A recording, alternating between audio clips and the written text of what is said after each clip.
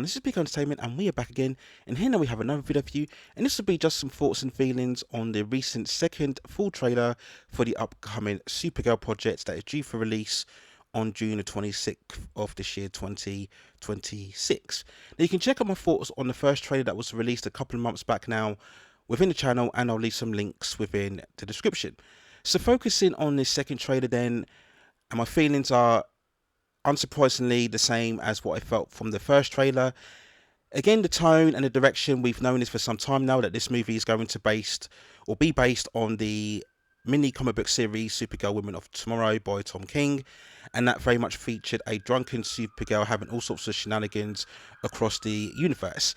And going by James Gunn, his own tone and sensibilities outside of this chapter of DC, and then going into his already entries established from the likes of Creature Commandos and of course the Superman Project and also Peacemaker, we've known from the start that this is going to be a deconstructive take on Supergirl as a character, and for me personally that's not a take that I favour very much so. We've seen from this trailer that again she's going to be on a spaceship with Crypto, very much in a state of trauma, it would seem, from the fact that she was jettisoned away from her planet Candle that was exploded and destroyed in the same manner that Krypton was.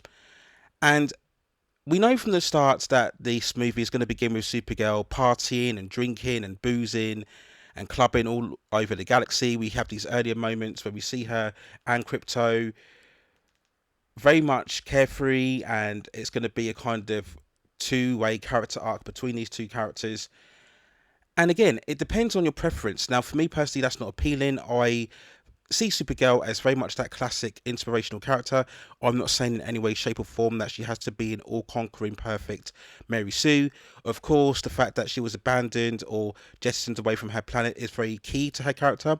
Yes, you would expect to have some sort of reflection and introspection as to what happened, but I don't think I want a Supergirl that is going to be full of angst, that's going to be full of kind of attitude and introspection and not showing much in terms of passion and far more cynical. That's not really a character that appeals to me too much, especially when we are talking about Supergirl. So again, from this tone and direction of this movie, I just don't find it very aesthetically appealing. And from aesthetic, again, we look at this trailer and it's been remarked so many times now, it does feel cliched, but we had to mention it again.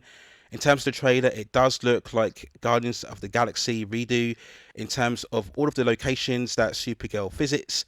For this to be very much an intergalactic tale, it is very telling that for the majority, all we see is Supergirl going into these broken down bars and pubs, as if very much it was grounded on some sort of earth-based reality rather than this truly otherworldly space type of opera or space type of story. So it's very lacking in terms of imagination, in terms of the aesthetic, and the color contrast. It's very much this muted sepia tone. It's very brownish, bronzed tone about it. When we see the action sequences, we have those scenes where we see Supergirl and Lobo fighting together, and it can at times be difficult to make out what exactly is going on or who exactly they're fighting, again because of the lack of the variance in terms of the color contrasting, in terms of the background and the characters. Everything just seems to be very much washed in the same type of tone, and it's not very, I would say, electrifying or exhilarating to watch when you see it on the trailer. Now we will mention Jason Momoa's Lobo, which seems to be the movie's trump card.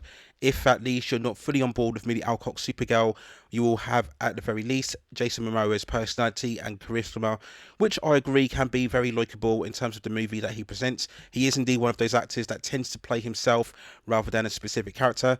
And yes, we've said it for many years now that he was far more an ideal choice for Lobo rather than Aquaman. His dude bro personality is perfectly fit for the character.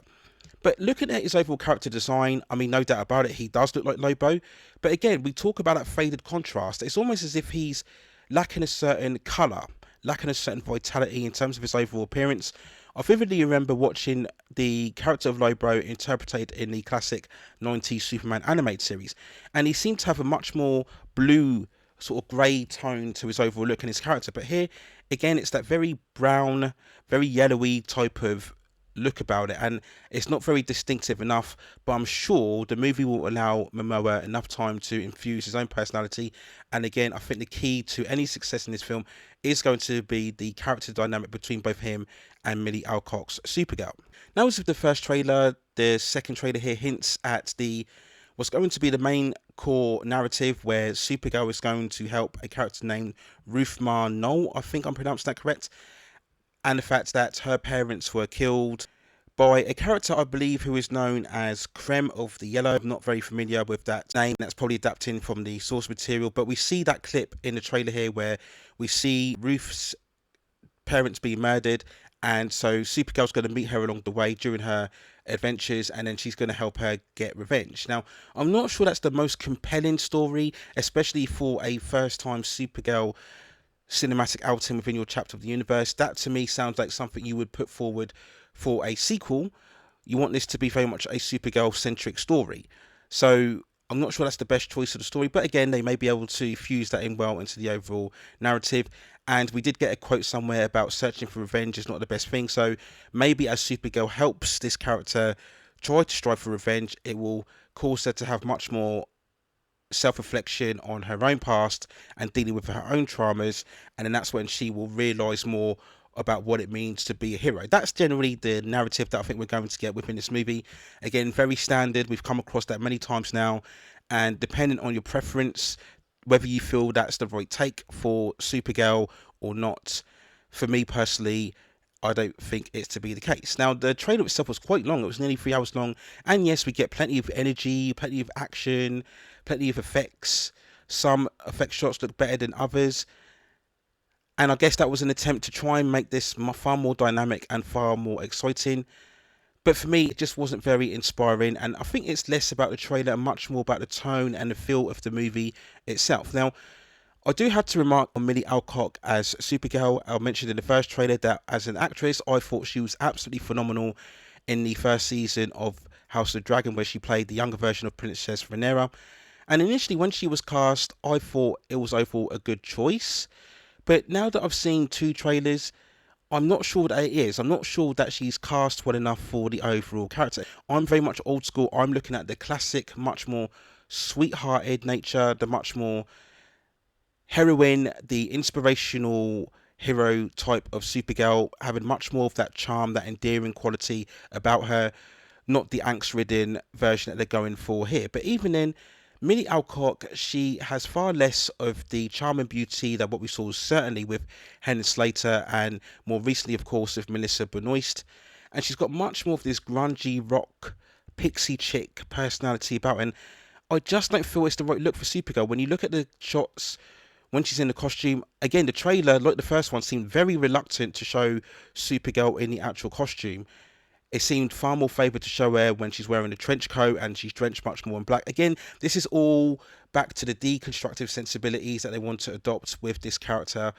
But she just doesn't look right in terms of what I would deem to be an iconic version of the character. Now, yes, they're going for a different take, which is fine, but you still want these characters to look like what they should do from the comic book versions, and I'm not sure that she is the right fit overall, but hopefully she'll put it through in terms of her performance to convince us enough that this is a Supergirl that is worth investing our time into. Now, we did get a mini appearance of David Coventry right at the beginning of the trailer, basically remarking that he's missing Kara. If you remember from the end of the Superman movie, she had that end credit, or before the end credits cameo where she took Krypto, and again, that wasn't very appealing. So I don't think we'll see much of Corin Sweat's Superman. Maybe he'll make an appearance at the end of the movie.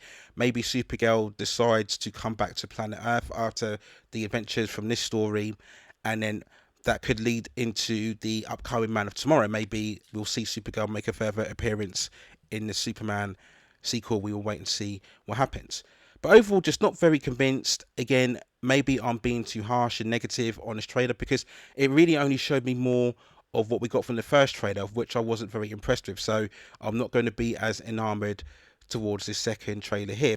I'll always give this film a chance, even though I've been far less impressed with this James Gunn universe. I've said from the start he was not the right fit. He was not right the choice in terms of helming the complete direction and tone for the DC characters. There are certain characters that may suit his sensibilities, but he is not the person to helm the entire thing altogether, and that was proven first with his own iteration of Superman, which was a massive disappointment for me.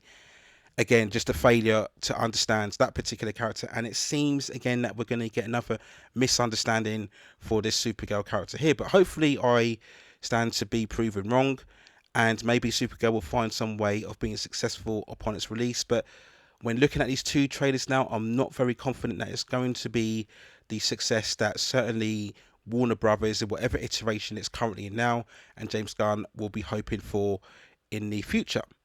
So there's my other thoughts and feelings when looking back at the second full trailer for Supergirl. Let me know what you think in the comments below.